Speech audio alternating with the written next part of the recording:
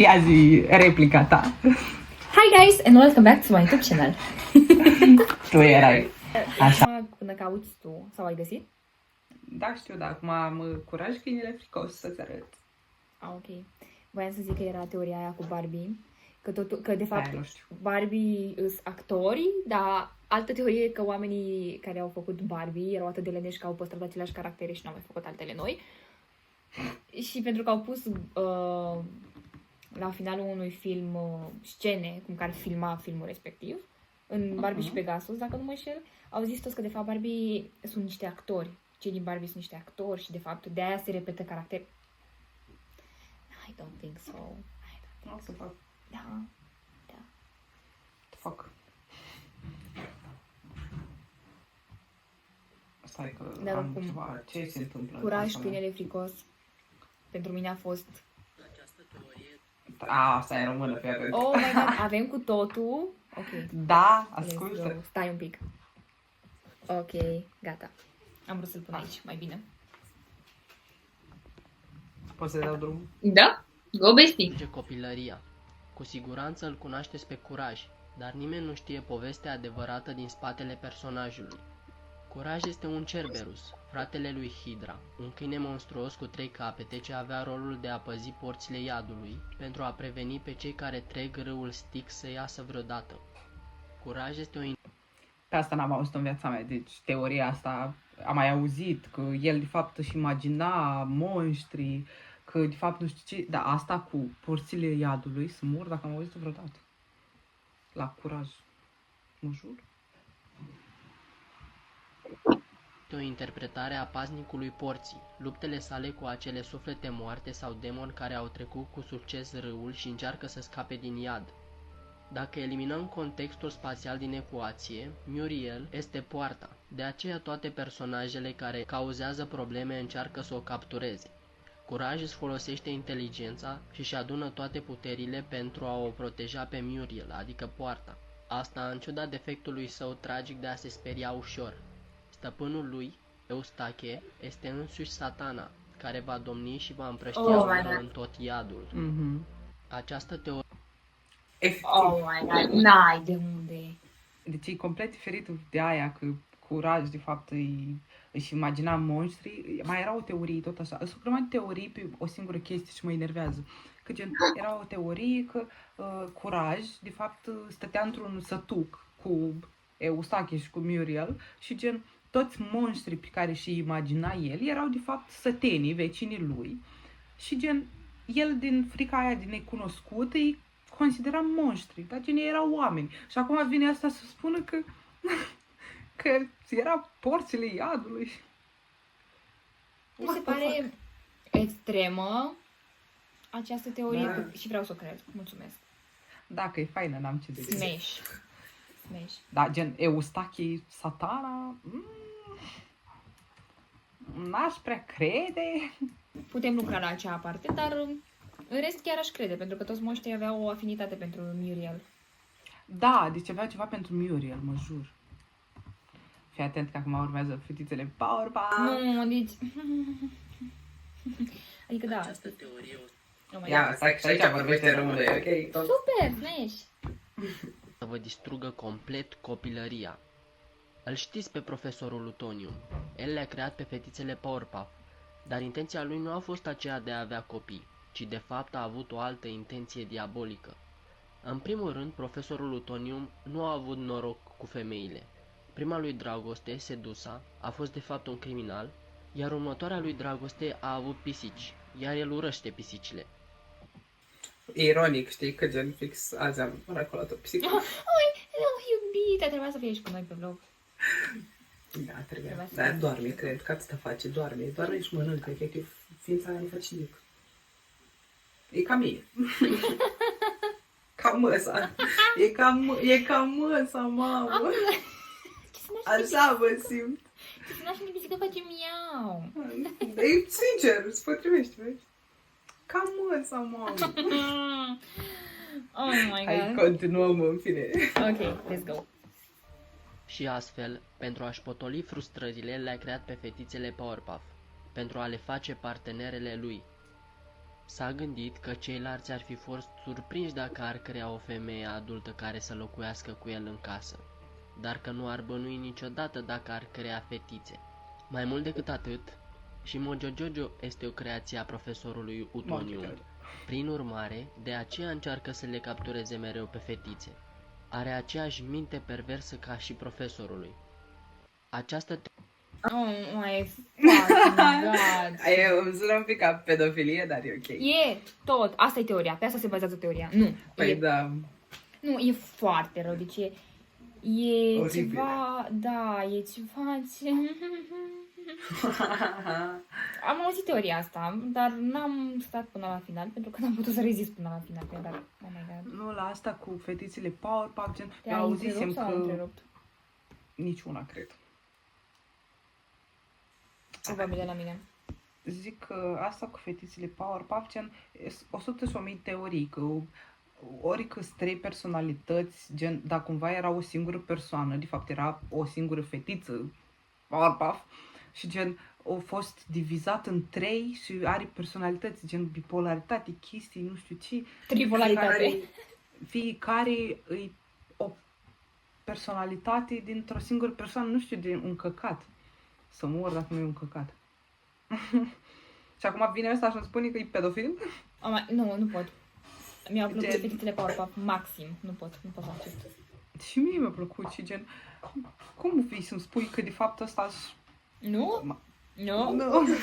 Nu. No, thank you.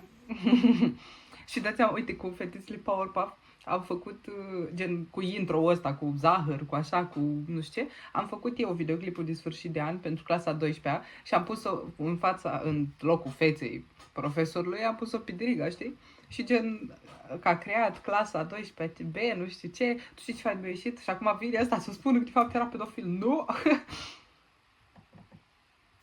Nu există. A ne pe ce, piedone?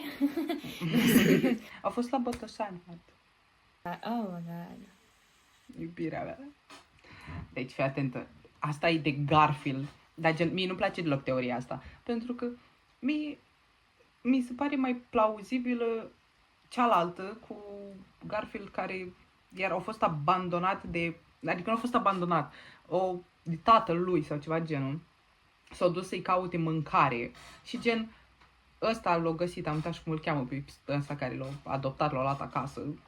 L-a găsit și a crezut că e abandonat, gen. Și tatălui a rămas crezând că a fost furat. Și gen, aia e tristă, dar prefer să o cred pe aia decât să o cred pe asta pe care urmează, că nu știu să vorbesc, pe care urmează să arăt acum. Am văzut teoria pe care mi-ai zis-o adineauri. Păi aia, gen, mie mi s-ar părea plauzibilă, deși mă face să plâng, că mă gândesc așa la tatăl lui Garfield și săracul. Da, sincer. Și fii atentă la asta. mai șocantă teorie pe care ați auzit-o vreodată va fi cu siguranță aceasta. Cu toții îl cunoaștem pe Garfield, o pisică grasă și foarte flămândă care iubește mult lasagna. Dar lucrurile nu stau deloc așa. Garfield este de fapt o pisică abandonată. Stăpânii săi, John și Odie, au plecat din casa în care stăteau, iar pe Garfield l-au părăsit. El este de fapt o pisică flămândă pe moarte, care halucinează întreaga viață alături de stăpânii lui. Garfield refuză să plece și își imaginează viața fiind frumoasă, așa cum este prezentată și la TV. Dar în tot acest timp moare încet de foame, frig și de abandon.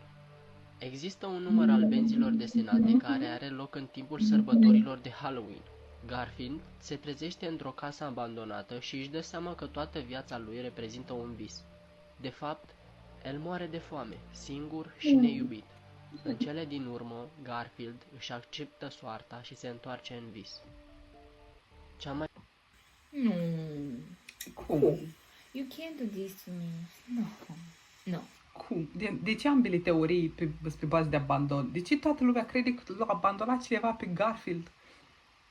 Aici e teoria, eu sunt de partea cealaltă a gardului. Nu. Da, efectiv. Nu pot să accept asta. Pot să accept pe cealaltă cu tatăl. Da, e un pic, chiar dacă e trist și aia, dar gen asta că e pe moarte? Pe moarte? De ce tot se rezumă la moarte? Pentru că sunt teorii și teoriile dacă n-au ceva, moarte, viață de apoi, Satana. Satana. Da. Eustache. Oh my god, nu. Poate Muriel. Eustache ciudată. Nu. Nu, Eustache Da. era Satana și Muriel era poarta iadului, știi? Oh my god. De ce a făcut-o pe Muriel o poartă? Metaforic vorbind? I have no- Da. Oricum, asta e o teorie pe care o reneg. Nu, dar asta nu, deci nu vreau să o cred de nicio culoare. Nici eu. Chiar nu, mersi. Nici eu. Bine. Fii atent că urmează Johnny Bravo. La John Bravo poți să pui orice teorie. E urâtă. Deci Serios? e urâtă, e oribilă. Retrag. E oribilă. Dai să auzi, fii atent. Oh my god. Salut! Astăzi vă voi povesti ceva incredibil. Cu toți îl cunoaștem pe Johnny. Este un copil cu o imaginație foarte bogată.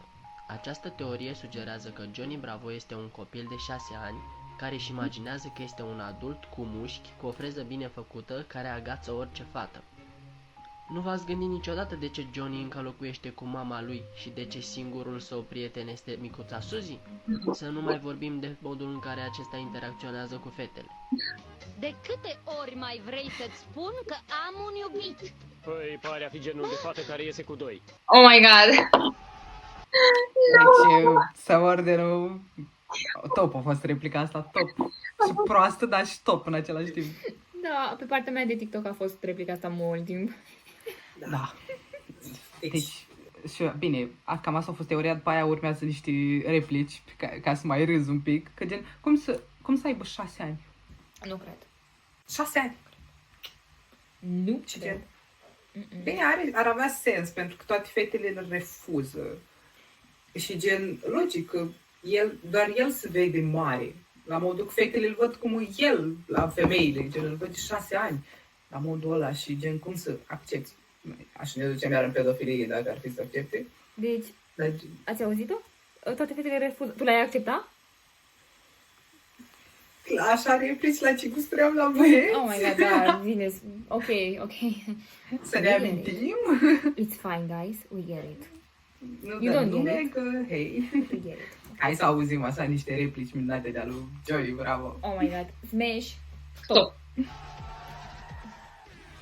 Chiar și așa, la ce mușchi și freză bine făcută are, i-ar fi ieșit măcar o dată. Dar nu iese pentru că este doar un puști, iar acele reacții violente ale fetelor sunt de fapt refuzuri, pe care el le percepe așa. Totuși, sunt convins că a fost profesor pentru mulți cu replicile sale de agățat. Hai să vă mai arăt niște replici geniale de ale lui Johnny. Dacă mă lași să te percheziționez, păpușică. Hei, baby, știu ce crezi? Cum a coborât statuia asta de pe soflu. Ei, surpriză, sunt real.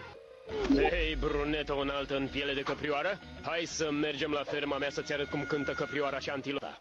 Hei, baby, odată am ținut un peștișor de aur în gură timp de o...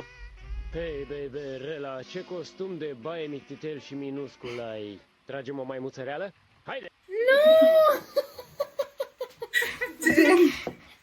What the fuck? Deci, eu nu mi-amintesc în veci, sau mi-amintesc, dar nu am receptat. Cum era? Mi-aduc aminte? Nu mi-aduc aminte. Noi să trecem mai mult să Tragea o maimuță reală. Hei, bruneto, fata blondă toată ziua. Dar în fine. Da, bine. Asta e, nu e chiar, e oribilă că gen, te gândești că are 6 ani și să vin la tine un copil de 6 ani să zică tragem o maimuță reală. De scuip, marșul copilului. În 2025 ceva ce-ar zice. Da. În 2025, da, gen. Oh my god, guys. No, e ceva rău. Fii atentă. Cosmo and Wanda. Ok.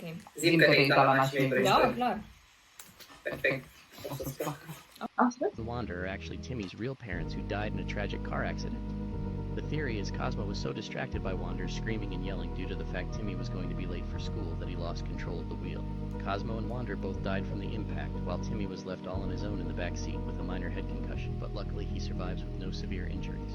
Still in shock from the death of his parents, Timmy was discharged from the hospital and was immediately put through the foster system without any time to grieve the death of his mother and father, ending up with the neglectful couple we see throughout the show, who most likely only adopted Vai, deci i-am urât întotdeauna pe părinții lui Timmy. mi se păreau atât de proști. Gen, erau așa, zâmbăreți, bine, oamenii cred că erau în lumea lor acolo și gen, eram eu prea depresivă, dar gen, mă jur, erau așa proști, smură, deci... Urăsc Da. oamenii fericiți. Sincer. Dar așa Așa să să vezi. vezi. Nu. Think about it. Could this be the reason why the couple are so neglectful towards Timmy? Is it possible that the couple are just using Timmy as their own personal cash cow in order to reap child benefits from the government and using that money to fund the activities they indulge in when they leave Timmy alone in the house for days on end? This theory explains why Timmy also looks more identical to Cosmo and Wander compared to the couple in the show, and also explains why in episode 1, Timmy's first appearance was he was sad and depressed for what seemed like no reason at all until he sees Cosmo and Wander reappear as his fairly odd parents. Cosmo and Wander Așa cum o luăm altfel. Gândește că poate chiar așa au fost, gen Cosmo și Wanda erau părinții lui care au murit în accident. Și gen, după ce a fost adoptat pana mea, practic el vedea fantome. Le vedea fantomele părinților lui. Aș vrea să știu ce fumează producătorii și oamenii care scriu aceste teorii. Da. Și eu la fel. Deci, nu știu. Bine, chiar seamănă foarte bine cu... Uite, dacă stai să te uiți, șapca aia aduce un pic spre roz, știi? Și gen, roz cu Wanda, ochii verzi, Cosmo, adică cumva are așa, știi? Gen... Eu cred toate prostile. Clar cred teoria asta, dar mi se pare prea... Tristă. Traumatizant aș fi spus, dacă o dam un cuvânt mai drăguț. E ok, l-am găsit eu. Tristă. Traumatizant. Da, aș crede. Sincer, aș crede teoria asta. Mi se pare că ar avea foarte mult sens cu tot ce se întâmplă în fantasy, dacă ai fi să o pui. Pentru că oricum știi că era un episod în care Timmy a ajuns... De fapt, ciudat, că era un episod în care Timmy a fost pus la judecată pentru că și-a pus o dorință interzisă. Da, știi? Și dorința aia interzisă e că își dorea ca el să rămână veșnic tânăr și să nu îmbătrânească. Și nimeni nu știa chestia asta. Știi? Eu vreau să mor mai repede, nu să rămân tânăr. Da, mă rog. Și asta era teoria atunci cu Timmy. Timmy! Timmy.